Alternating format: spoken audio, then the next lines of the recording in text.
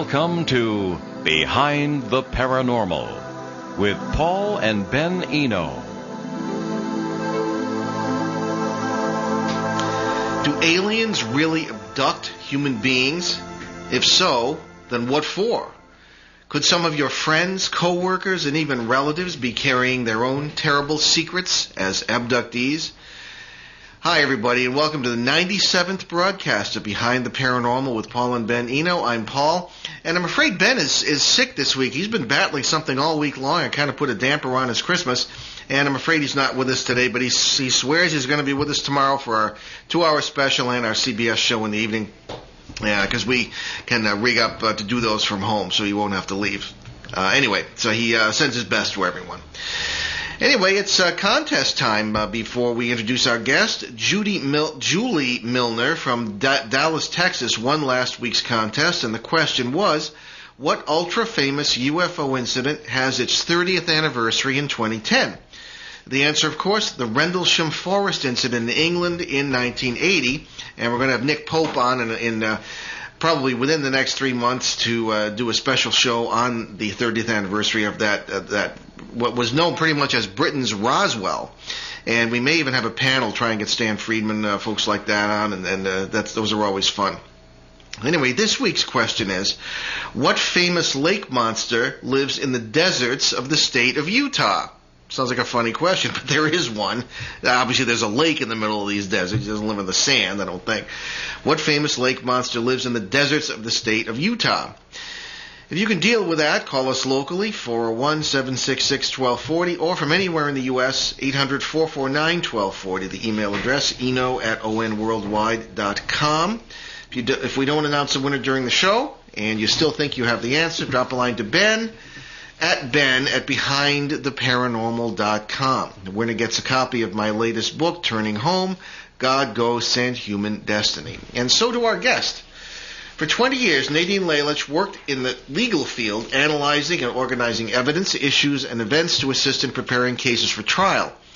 She also has had a lifelong interest in psychology and techniques for recovery from addictive behavior and emotional trauma.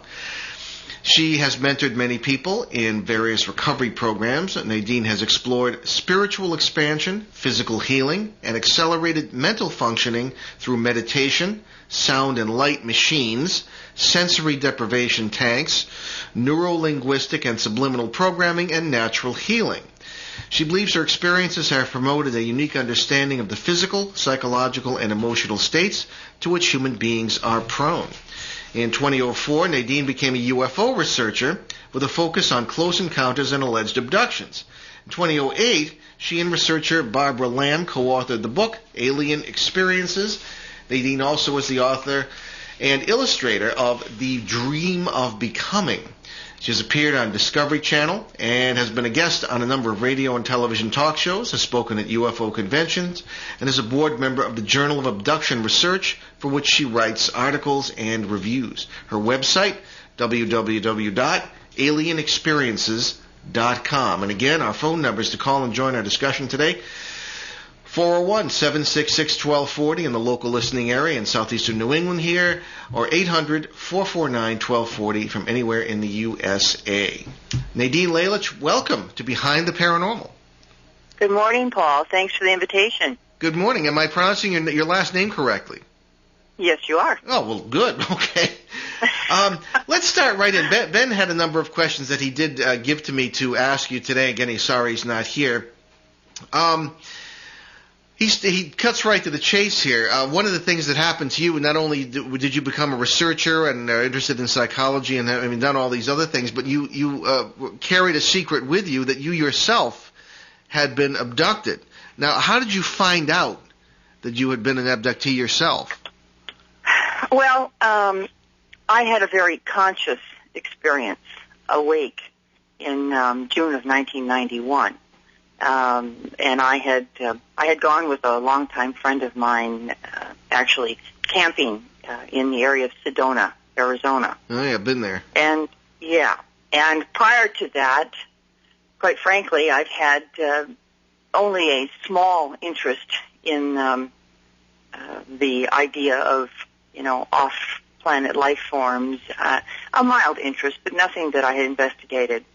Cutting back to the chase, on this particular occurrence, we were camping, and during the camping event, sleeping in the back of the van that we were in, I'd been uncomfortable ever since we were in this very remote area with nobody else around, and in the middle of the night, somewhere around 2 o'clock in the morning, the back of the van opened up, and the light came on, and I sat up, and the only thing that I had any awareness of was a hand reaching out for me, and the hand had 3 fingers and a thumb. And the level of terror and shock and inability to comprehend was a 10, let me tell you. Mm-hmm. So that was my initial experience there that was very traumatizing. Again, this was June of 1991, and I was awake. Bits and pieces of awareness came to me then. I was having difficulty. I was removed from the back of the van, and I had a limited amount of awareness of small beings near me and a large being standing in front of me. But when you have no reference point for something like this, you can be as awake as possible, and it's a tremendous struggle to try to comprehend what's going on, especially with that much adrenaline running through your bloodstream. Yeah. So I had bits and pieces of memory, and after and was later returned to the van with, again, only certain pieces of awareness that had happened, trying to get a hold of it, terrified, semi-hysterical, crying. My friend was not able to be awakened no matter how much I shook her, no matter what I did. I was returned to that van somewhere around 3:30 in the morning. I stayed awake, sitting up in this terrible shock condition. Went out in the morning. It took still a little while before she came out of her deep sleep. And once we got outside in the campground, all of our very nice camping equipment and the food, everything was still there. All of her belongings were there. The only physical type of evidence that something had occurred was the fact that all of my personal belongings were gone, only mine. That was the beginning for me, which followed a long series of about 15 years of various experiences where I remained silent except for my one friend. She was my confidant through this. That must have been extremely difficult because were you working with abductees at the time? I know you're working with people. No. I wasn't involved in anything. I wasn't involved in any of this. Okay, but these are people recovering from other things. Yeah, I had worked in the area of drug addiction and mentoring and sponsoring teenagers. I had worked with the homeless in Los Angeles.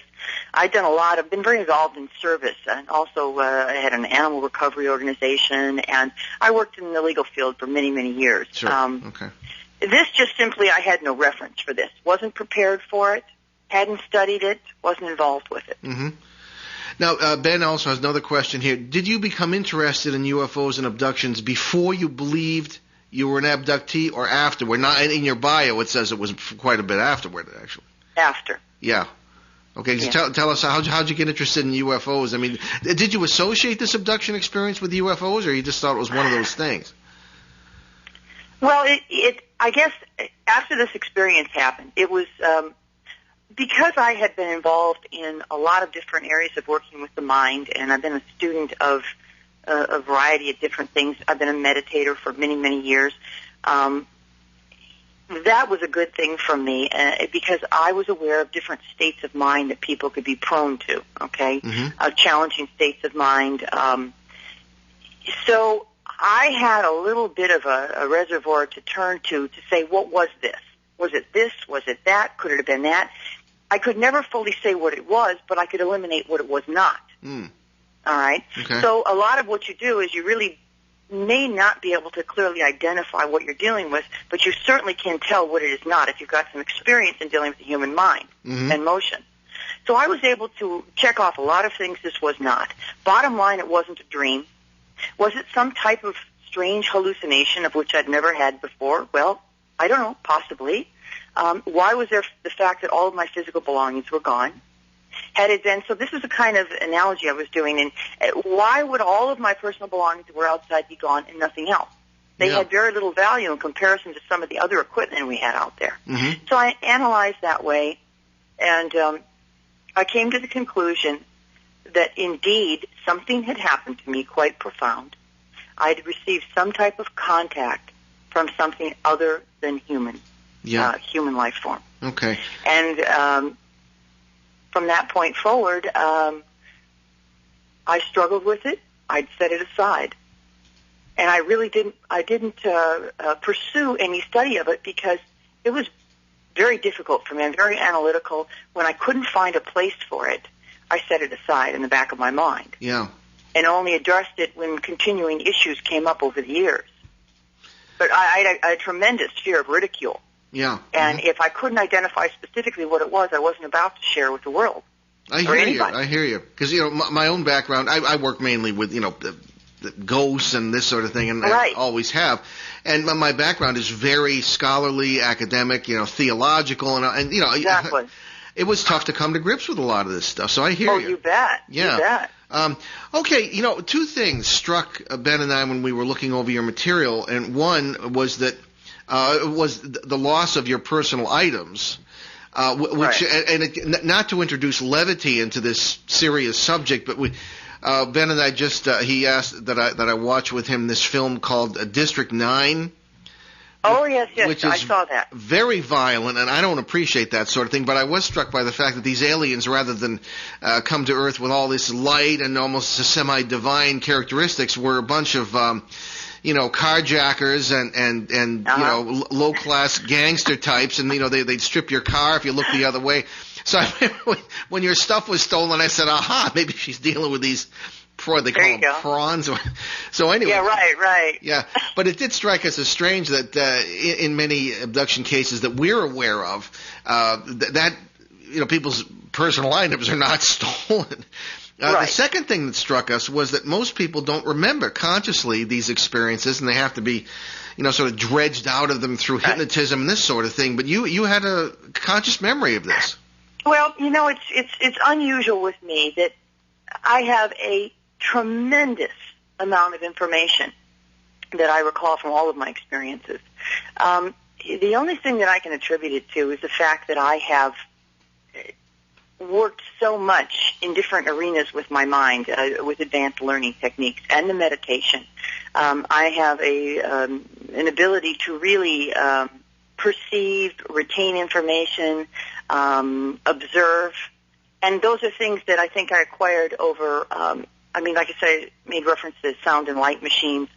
I use a variety of computer programs where I wear glasses and use light and audio sounds for sort of tuning up the brain, so to speak. Mm-hmm. Sensory deprivation tanks I used also during the 90s quite a bit. I was living in Michigan at the time.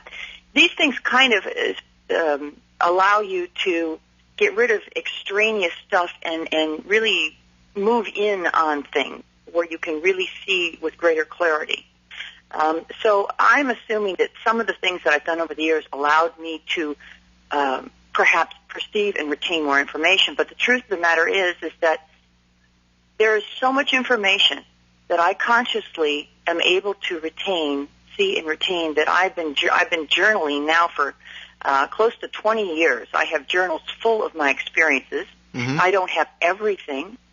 And as time has gone on, I have been able to be more and more awake and alert for longer periods of time. That's very interesting.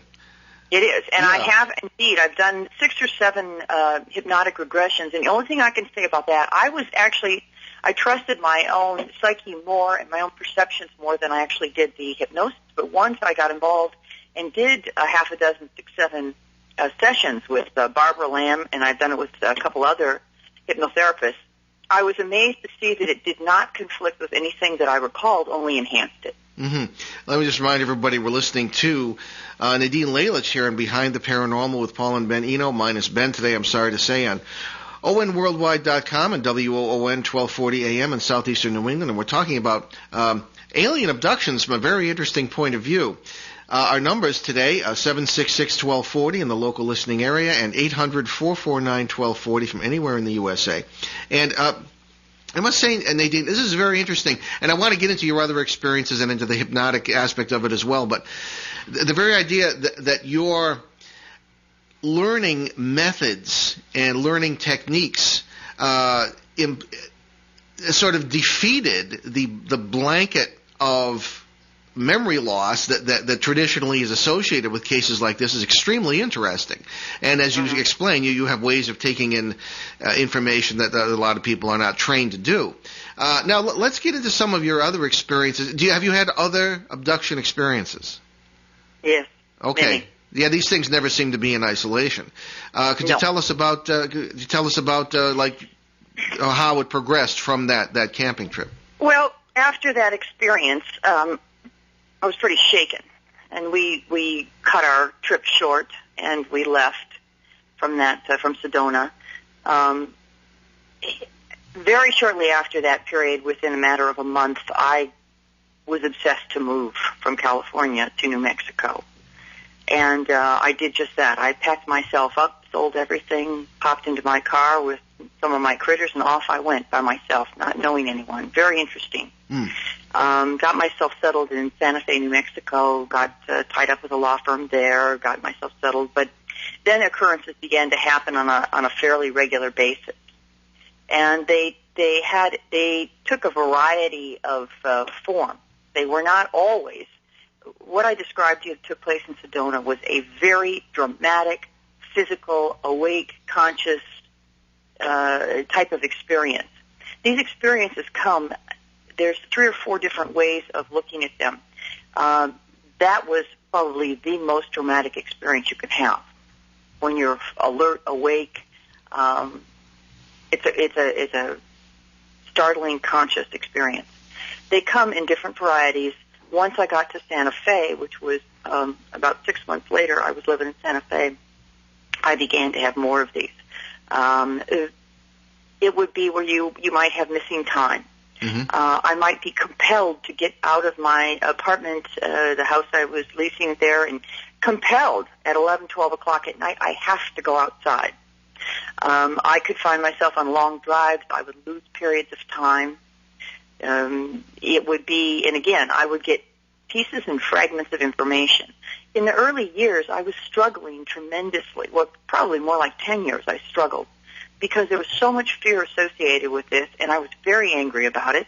It was intrusive. The more fear you have, the less you're able to really calmly assess a situation, obviously. Yeah. So it's been a number of years, and really only when I finally had it, the last straw was after my mother passed in January of 2004. It seems that during particularly emotional or traumatic times of your life, the activity with this apparently this alien contact intensifies. They have some amazing fascination with the emotional makeup of humans. Yeah. And you seem to trigger something at that time. And I just pretty much hit bottom in 2004 and made a decision. Enough was enough. I was tired of being afraid. It had been going on for years. I hadn't shared it with anybody but my one friend. It had to be put out in the light. So I rolled up my sleeves and decided I was going to go for it. That's when you wrote the book, started to write the book. That's when I started joining organizations, talking to people, joined the Mutual UFO Network, and I started to find out what was out there. Prior to that, I wouldn't even watch a television show. Okay. Wouldn't watch a show, read a book. Yeah. And you encountered others who'd had similar experiences, of course. Slowly. Yeah. After the first 6 months of going to meetings, I went to some of these groups and I saw people talking about this subject. I was utterly amazed. You're quite amazed, too, when you've had years and years of experiences, and they're all recorded in my journals, that having never shared with anybody or, really studied the subject matter, then all of a sudden I'm in the middle of this, and I'm finding people, hearing of thousands of people who are having the same experience. Yeah. It's pretty surprising to me. Absolutely. Before we leave this memory thing, which I find rather fascinating, in subsequent experiences, after the Sedona abduction experience, did you have similar memory characteristics? In other words, did you have conscious memories of the abductions after that, or did whoever was doing it maybe possibly take steps to block your memory more efficiently? Well, it's sort of like each incident is a little different. It can be a little similar, a little different. Mm-hmm. What you have initially is you have an awareness at the beginning of an experience. You know something's happening. You feel you can actually feel oftentimes that something's about to happen. You can feel a presence. Sometimes there are balls of light. There's been an occasion with a ball of light that you could see smashed outside of my bedroom window and then moved into the room. What will happen pretty much is that you're alert and awake oftentimes in some of these, and you fight to stay awake. Sometimes the desire to go to sleep and to become unconscious, even if you're fully awake, which happens sometimes, it's near to impossible to try to keep your eyes open and stay awake. You go down wherever you're at, and sometimes you can come up in another place, another area. I once lost time 2 hours in the middle of the day at my lunchtime. Found myself in another part of town. That was one of my contacts, which later was explored through hypnosis. Okay. But I do have a lot of memory. It starts out strong in the beginning. You have to fight and struggle as they try to bring you into a different state of consciousness. And then you'll get bits and pieces and sometimes remember more of your return. Okay. Now, let's get into some basic questions here. Everybody assumes these are aliens from another planet, or at least a lot of people assume that. What is your opinion of that? I mean, who are these people? Or are they people, or what? Now, I'll tell you why I asked that in a minute, but who you're saying these are aliens. Well, who are the aliens and where are they from? Well, one of the things about me is that when you're in an arena like this that does not have a lot of physical or very little physical evidence, something that can be proven, I'm very hesitant to come to solid conclusions. I stay open. Yeah. I am just a gatherer and investigator of information. I reserve solid opinions most of the time. I got you. Do I think that some of these are off-planet? Yeah. And that they actually perhaps travel through the atmosphere to get here in ships? That's one possibility, yes. Mm-hmm. I don't think we're dealing with just one race. We're dealing with a variety of races. And some of them, would they possibly be from other dimensions? Yeah. Yes, I've had a couple of very unique experiences. Yeah. At this point, I've had 7 different types of beings I've seen over all these years. Actually, I've counted about 9. But I've counted from the viewpoint of, as I say, the entity business that we deal with mostly. And I'll tell you what, and I mentioned this on the air before, but Bud Hopkins and I, Bud Hopkins being probably one of the more prominent abduction experts from New York City, he and I spoke at a conference, and we had a chance to sit down together, and he said, and I had mentioned various physical marks on the bodies of poltergeist victims, including myself from time to time. And he showed me a very interesting photo album, and many of the marks, scoop marks, this sort of thing, that people who experience when they are abducted are identical to those I've seen in poltergeist cases. And Bud and I kind of looked at each other, gee, what are we dealing with here, Right. And the question arises, what is the nature of these aliens? I mean, are we using different terms under different circumstances for the same critters, or what? So but you're right, you have to be open-minded. All sorts of things could be possible here. Well, I think when you're talking about the paranormal, years and years ago, I joined the Michigan Metaphysical Society because I was fascinated with the subject that you're deeply involved in, the paranormal at large. And on a couple of occasions, what my impression was just what you're talking about. We're talking about a different dimension. And what I've gathered over some of my experience is that not only may some of these be living beings that operate on a separate dimension and are able to enter our dimension, and perhaps they don't have the kind of physical form that we think of, a physical 3D form in the same way. I've seen both. That I could reach out and touch, and I've seen those that I could not reach out and touch, you could almost see through. Mm-hmm. That came, the one I was referring to in the bedroom, one was the most unique experience. And I refer to it as my drive-by. If it wasn't for humor, sometimes I don't think I could even be in this work and be facing this. Tell me about it. Yeah. Yeah, you got to keep your sense of humor. You really do. So I referred to this particular experience as a drive-by because I was getting ready for bed one night, and I was fully awake, standing up, and brushing my teeth, and I see this light come, boom, outside my bedroom window. Bright, extremely bright, a yellow-white light. And I thought, whoa, and I walked from my bathroom area into my bedroom, and I don't see it. All of a sudden, then boom, the light comes into my bedroom. Mm-hmm. And on this particular occasion, which is unlike any other experience I'd had, I sat down on the bed shocked and went, oh, my God, what's happening? My dog, a little dog in the room, was absolutely going berserk. And something stepped out of the light. It was almost like a shaft of light. And it was clear. You could see right through them, two of them. You could see right through them. Mm-hmm. And the next thing I knew, I did a very bizarre thing, but I jumped in bed and pulled the covers over my head. I have no idea why. Yeah. It was very bizarre. But in that particular experience, and then I was out. And I came to about an hour later, and I could recall the covers going back, and I could recall them looking at my legs and my arms, and watching them disappear back into that light. That's amazing. We're going to take a commercial break, Nadine. Keep that thought, as they say, and we'll be right back on Behind the Paranormal with Nadine Lalich and Alien Abductions. Stay with us. New River Press is proud to sponsor tonight's segment of Behind the Paranormal with Paul and Benjamin Eno. New River Press offers the best in unusual New Age books. Stand by the side of tonight's host, Paul Eno, as he battles poltergeists and helps suffering souls and families in the critically acclaimed books Faces at the Window and Footsteps in the Attic. Plunge deeper into the paranormal with Paul and learn about his influence on human history, its action in our daily lives, and its ultimate meaning for us in the best-selling Turning Home, God, Ghosts, and Human Destiny.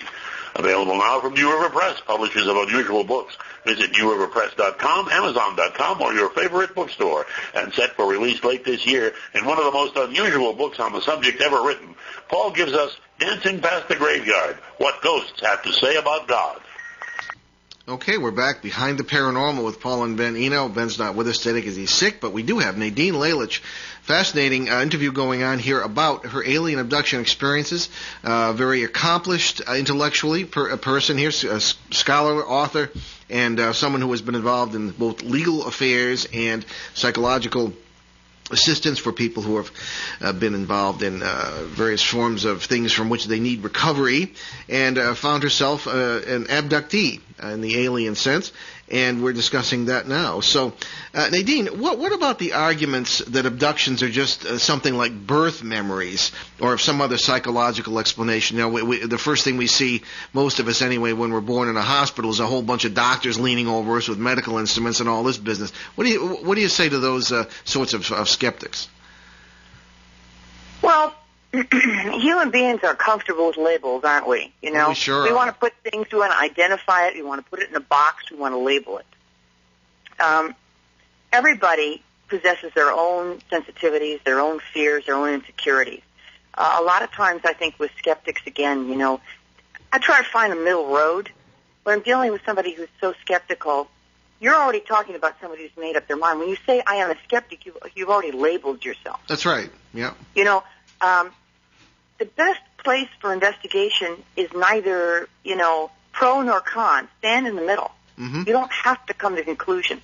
There's a tendency for human beings when they're looking at things to want to jump to conclusion, identify, and move on. Yeah. It's challenging to live with unresolved issues.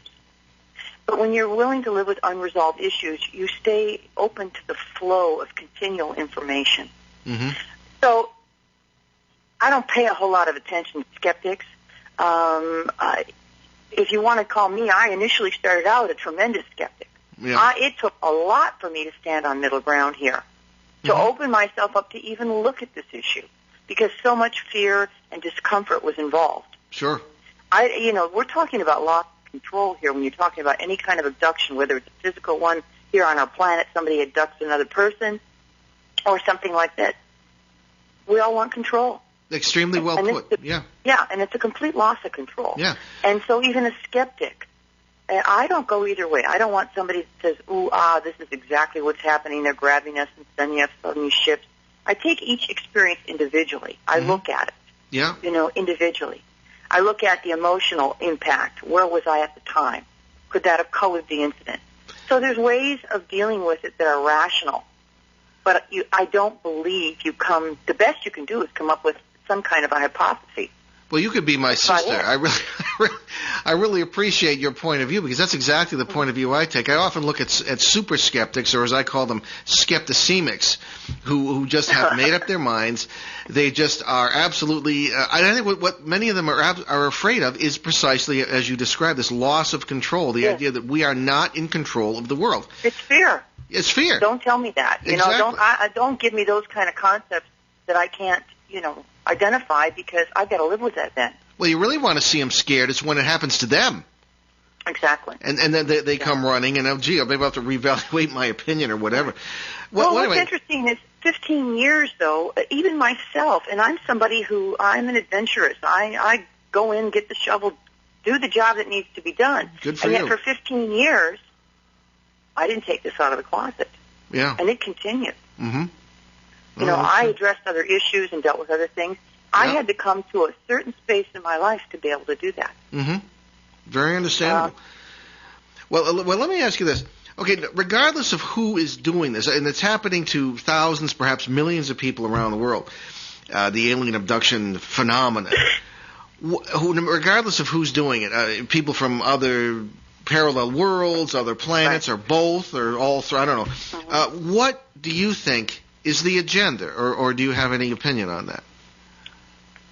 I mean, why are they doing this? It's a hypothesis. I think that if you were to look at our planet and the various nations, various peoples of the earth, you're going to find groups, and different groups have different agendas, right? They all have different perceptions of the world and what they're trying to accomplish. I think you find the same thing, because I can tell you conclusively that I do believe that we are not alone. I'm absolutely confident at this point that there are other species visiting our planet. Mm-hmm. They may be physically arriving in craft, and they may also be coming to us in a variety of ways, including interdimensional.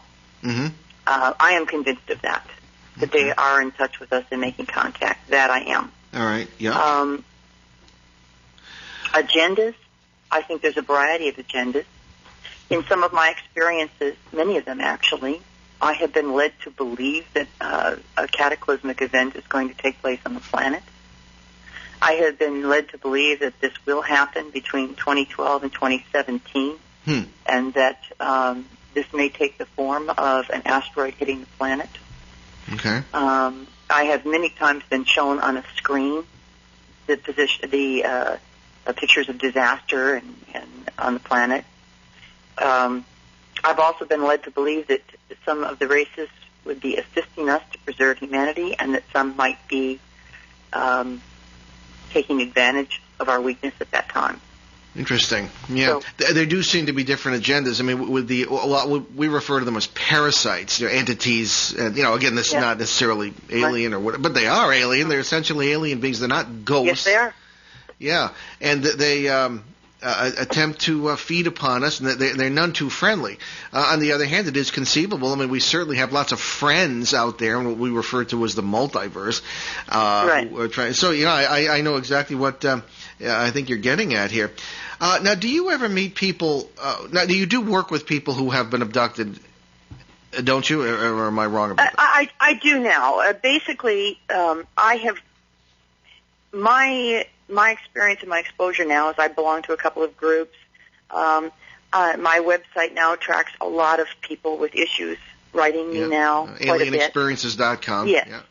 Yes. And so a lot of this contact takes place in through the internet and through writing letters back and forth to people more than anything.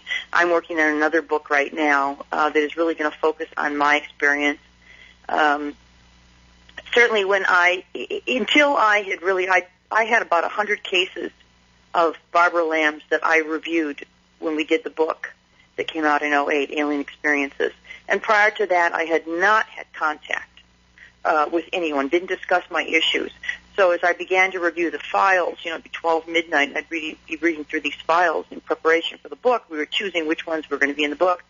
I was utterly astounded sometimes. It just knocked the wind right out of me to find somebody from Brazil from 1977 that Barbara may have regressed and worked with that had seen the exact same thing in the same way that I did, and I'd never shared with anybody about it. Yeah. Do you ever meet people who like their abductions? Absolutely. Really? Okay, can you tell us about that? I mean, in the sense I'm of, somewhat opinionated about that. Yeah. I'm somewhat opinionated. The problem that I have with that is that, to me, nothing is black and white. I mean, in an area like this, you're living in the gray. And when I see... It's a challenge. First of all, I say it's a challenge for me to accept somebody that says, oh, it's the most beautiful, incredible, wonderful experience of my life. I want them to come all the time and take me to another planet. And the two things occur to me. The first thing occurs to me, well, there are other species. They may have had contact with somebody entirely different than me. And oftentimes they do describe a different type of being that I've seen, which I've never encountered, which tends to leave these people in a much more euphoric state. All right? But, again, when I hear something that's so extreme to the left or to the right, I'm a little cautious. Because, again, you know, you see, I don't know exactly what the terms are, but when somebody is captive, how they tend to bond with their captor. Yes, exactly. Like Patty Hearst thing, you know. Right. Yeah. Many years ago, exactly. We saw that was a big one that came out. Why did she do what she did? Yeah. There's a tendency to do that when you are powerless. You want to tie up with the power. Mm-hmm. And so when I hear it so extreme like that, no matter what, you're still talking about an intrusion into somebody's life. They didn't knock on the door and say, would you like to come with me? Mm-hmm. They take you. It's an intrusion. You're not ever asked. You're removed, and you have no say-so in the matter. No matter what, and that's to my knowledge and awareness so far of what I'm aware of actively in the last 6 years, and I'm a newcomer in this. You talk about people like Bud Hopkins, of course, people that have been in this many years. I'm a newcomer in addressing these issues in the last 6 years, really diving into them. But I'm an experiencer for many years. Mm-hmm. And there's something about when the permission, when you're not standing on even ground and you're not given permission to say no.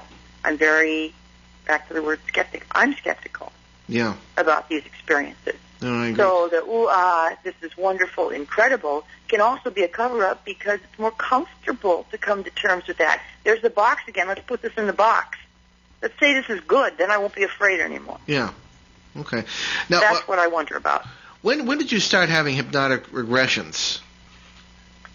I've only had a handful, like I said, 6 or 7 of them. And I did that in... I did a few in the summer of '04, and maybe a few in the, probably a total of maybe 7 of them. I think 6 or 7, 8, in like '04 through '06, '07, something like that. Now, hypnosis is controversial. I know that it was popular in the '70s, then it kind of fell out of favor, and now it's kind of back again. Whether you're talking about so-called past life or what, any of these things. So I suppose I can leave that up to people to make their own decisions about the legitimacy of these things. Now, have you yourself had paranormal experiences other than abductions? Yes. Okay, because we often find that these phenomena overlap. We have a ghost case, several cases that have turned into UFO cases, that sort of thing. So tell us about whatever has happened to you. One of the, and I've wondered about this also myself, how do these things cross and connect, you know? Well, we figure it's a parallel worlds thing. Exactly. Yeah. When I was growing up in Michigan, I grew up in a small town in the southern part of Michigan. It was almost a joke in my family. There were just 4 of us, my mother, father, my brother, and myself. And by the time I was around, I was probably 12 or 13 years old, a cloud would appear in our house. And we were fully aware, we talked about it all the time. And this was a round, cloudy type of apparition. It was sort of like an oblong type of thing, and it was maybe 3 feet high, a couple of feet across. It was like a misty kind of cloud, And you would be in a room somewhere in our house, and this thing, you would feel like you were being watched. You would turn and look at this thing, and it'd be sort of just hovering in the air, this cloud. And when you would look at it, it would move. And as it moved, it would move very fast and completely dissipate. Well, we had that in our house. Oh, goodness, probably consciously almost 5 years. Not only just in the house, we all saw it together, we saw it separately, and in the backyard, I even saw it. I had a little playhouse in the backyard my father had built, and I would be out there sometimes and find that thing at the door. We never knew what it was. We joked about it because we didn't know what else to do. You felt as though it was watching you. Yes. Yeah, interesting. Well, we've encountered that a number of times. We find that the boundary, at least the way we describe it, the boundaries between worlds are often characterized by plasma, which comes out in photographs and what you can sometimes see as the naked eye. Usually it can be bright, it can be dull, but that sounds extremely interesting. We've run into this cloud a number of times. Really? Yeah, extremely interesting.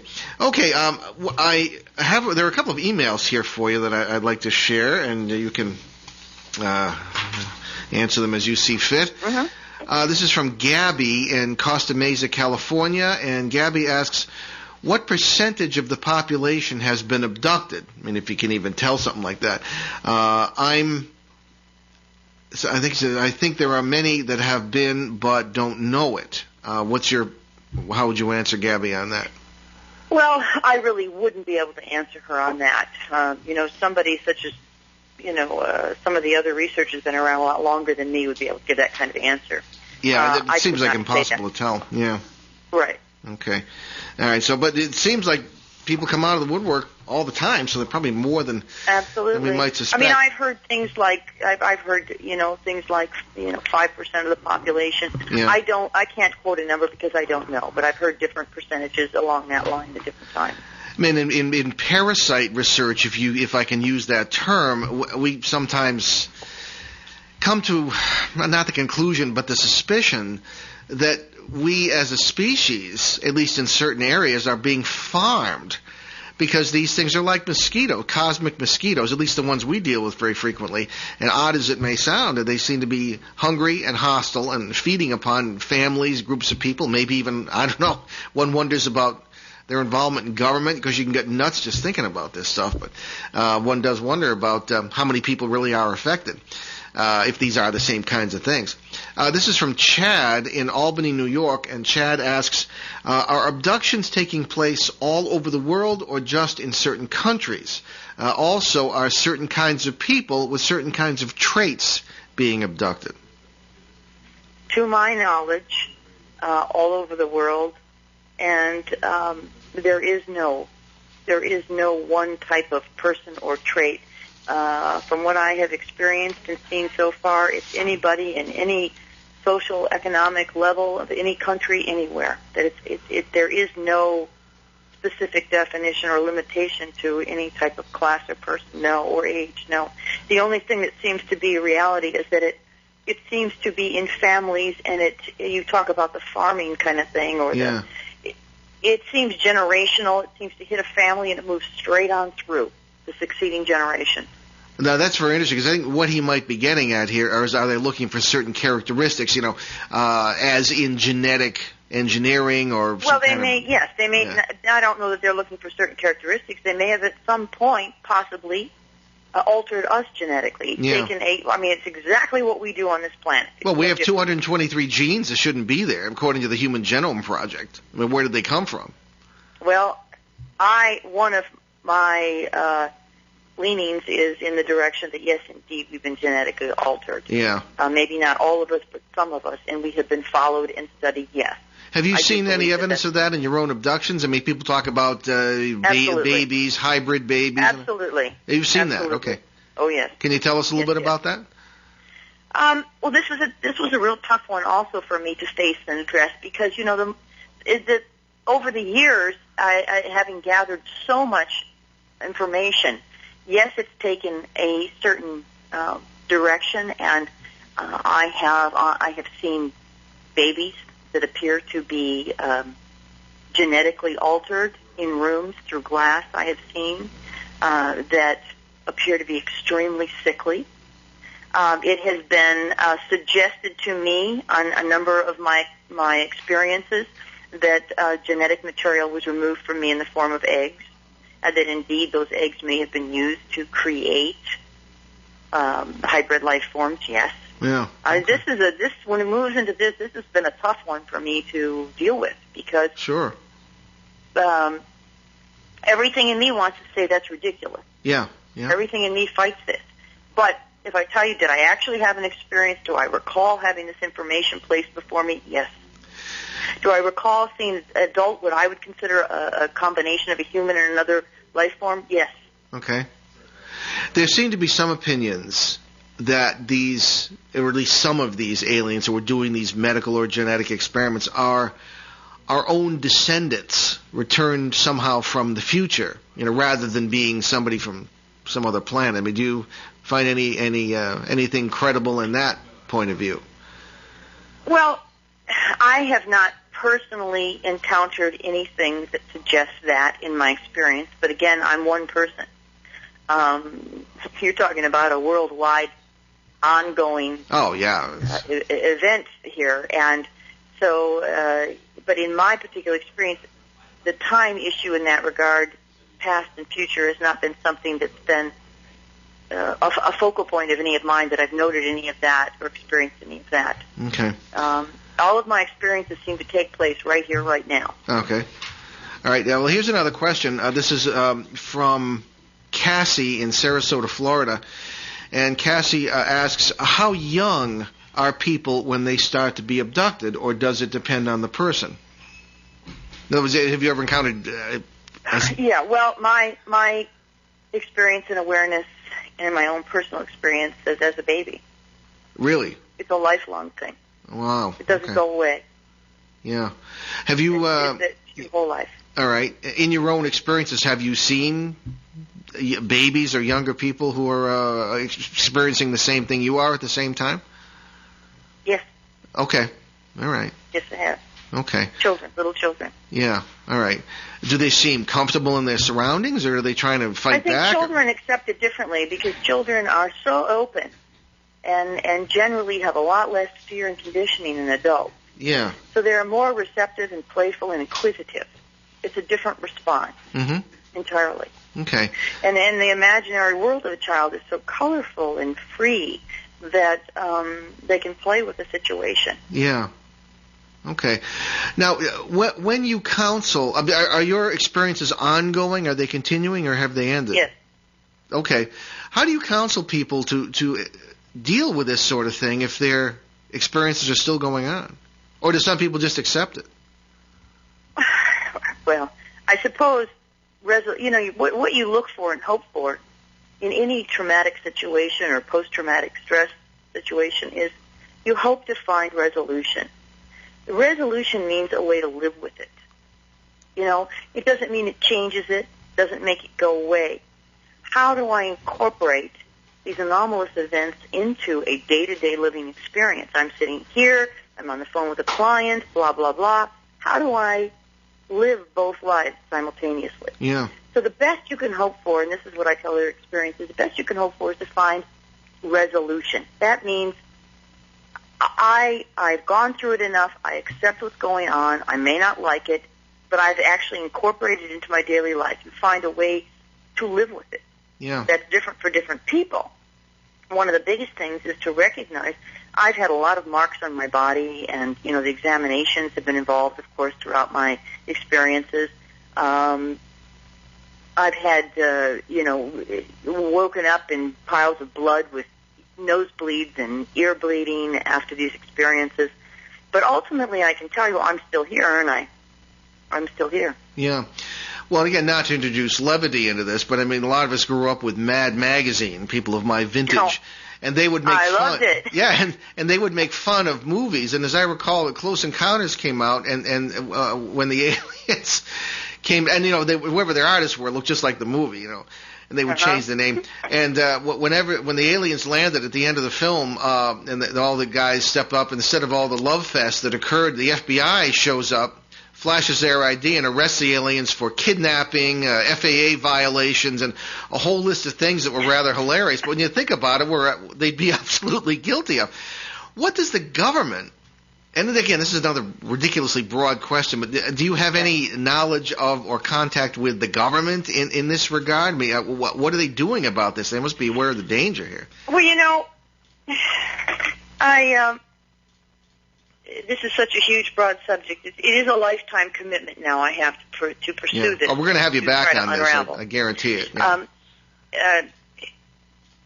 Not until I stood up and began to talk about this, which was, as I said, in 2004.